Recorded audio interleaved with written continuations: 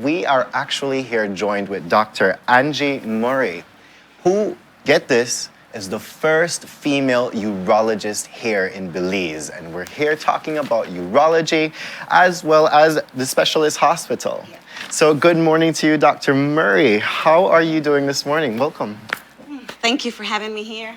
Well, I'm doing fine. I'm very excited to be here with you guys. All right. I'm great. super excited. Like we said in the commercial breaks, it's just amazing to see a woman, be the first and just set the tone. Because this is Women's Month, so it's so exciting to have you here too as well. On that note, to younger girls out there know that you can do this. Don't look at male-dominated jobs and think, it's not necessary. I go in it because they already have the male there, but you set a new standard for people to follow, and I appreciate that. Yeah. And so we were talking about in the commercial break as well, the fact of urology, like the understanding that people that are older and younger won't maybe necessarily understand what it is. So I want to get into first just a definition and an understanding of what urology is. What is the study of urology?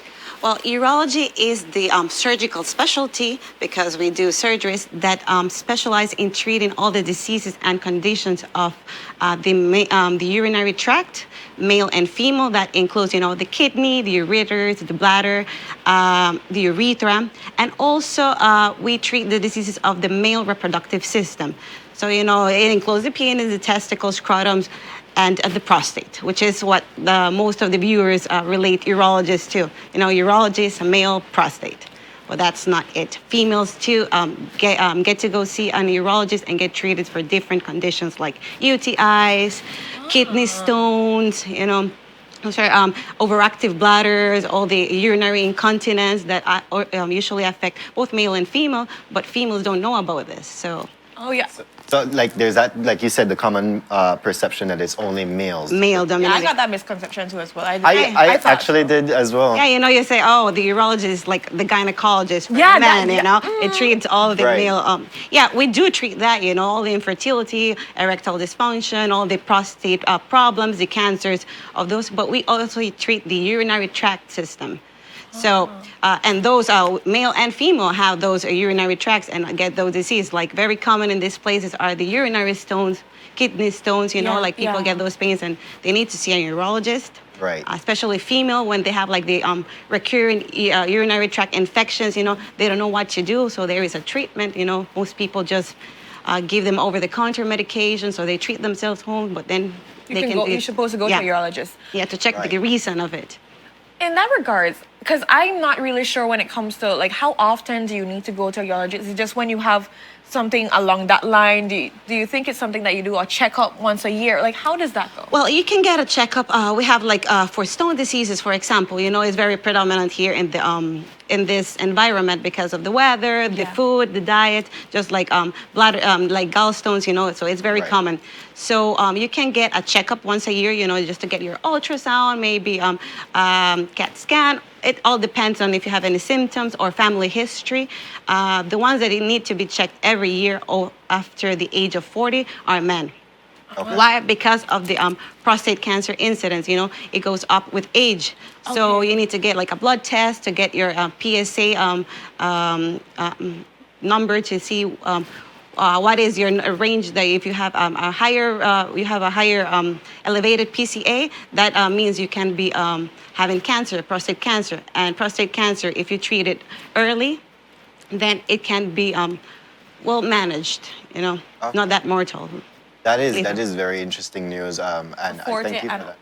Specifically, people that are 40, you go make an appointment. Yeah, and especially if you have any family history, because in these countries, it's very common to have prostate cancer.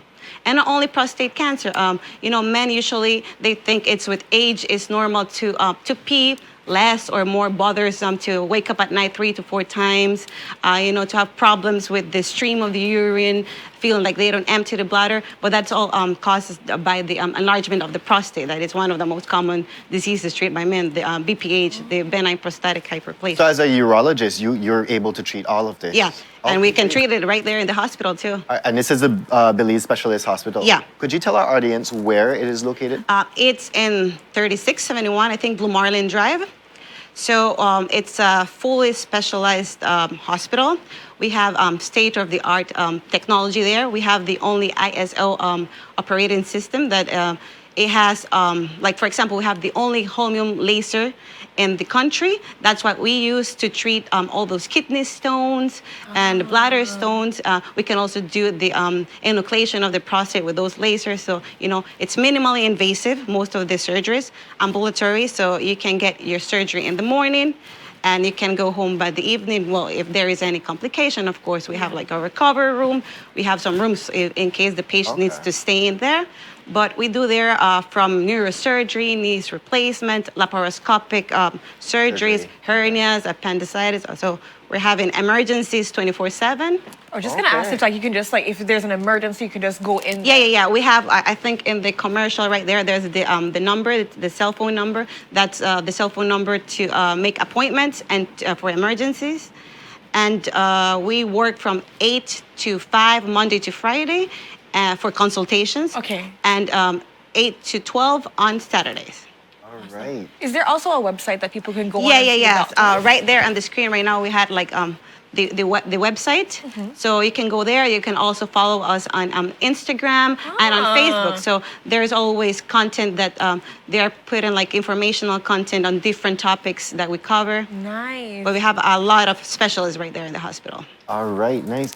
I want to get more into your journey in becoming a urologist. Now, is it right to say you're from Independence Village? Yeah, my family is from Independence Village. I was born in Honduras. Okay. I moved here with my family when I was like 14. Okay. Lived a couple of years there in Independence. Finished high school there. Okay. Moved here to Belize City to do St. John's, my sixth form. Okay. And went to Mexico to do med school. And then I heard you went to Russia too as well. Yeah. So I finished med school in Mexico, and then when the time was ready to become a specialist, I started to look for options, you know, like challenging options to take me out of the comfort zone. So I came across this opportunity to study in the People's Friendship University of Russia, formerly known as Patricio Lumumba. So most older people know that name, Patricio Lumumba. It was like a very famous university. They just changed their name recently. So it's in Moscow. So I went there without knowing any Russian. I didn't know how to read or write in Cyrillic, you know, because they have a different alphabet. So yeah, that was a little challenging, but nothing that we can't accomplish if we set our minds to. How long did that process take? Like studying the Russian? Specializing. Study Russian and that specialization. Yeah, because first, well, you arrive, you have to have like a language course, you know. Right. It was like over a year, I think, that I studied Russian. So you went to classes just like Russian basics, but they teach you the basics in Russian, you know. When you go to the hospital to do your training, that's another situation because it's different verbs, different... I was just gonna say. Yeah, so it was a little hard, challenging at the beginning, but that was quick.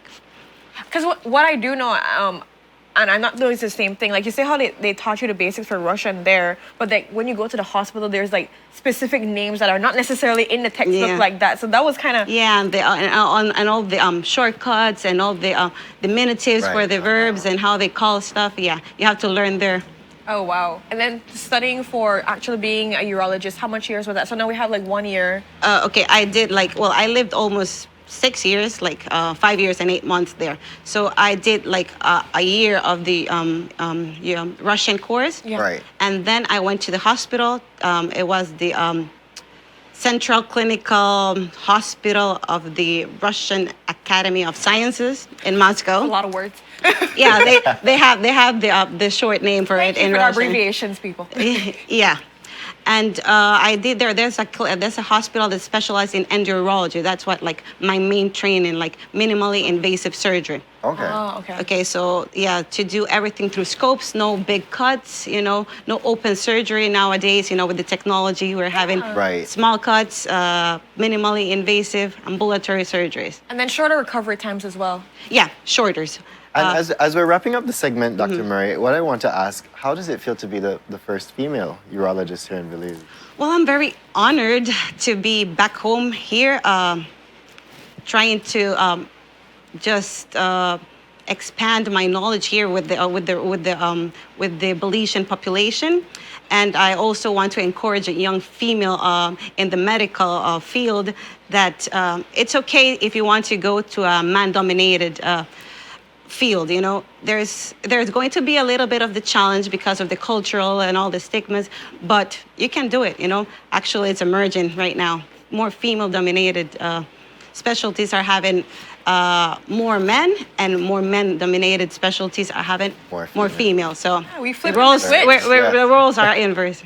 I love that. And I just want to thank you so much, Dr. Moore, for being here. What I would hope for next time around is just to have you come on and do actually more like a session on urology, like the tips that people need to like get into and so forth. So hoping that when you can have time to come in, because you made a very good point and that females need to think about it too as well. And I think for me, I was just like, oh, I didn't know. I thought it was for male. I thought it was, you know, so you know, drink your water here. we drink our water and mind our own business here at Sam. Always, always. But definitely want to get you back to be able to do that scope for us. Definitely. Again, thank you so much. And congratulations on being Yes, the first. congratulations. Happy Women's Month. Happy No better Women's way Month than to too. start the month off with having our first female urologist here up on Sun Up on 7. Yeah.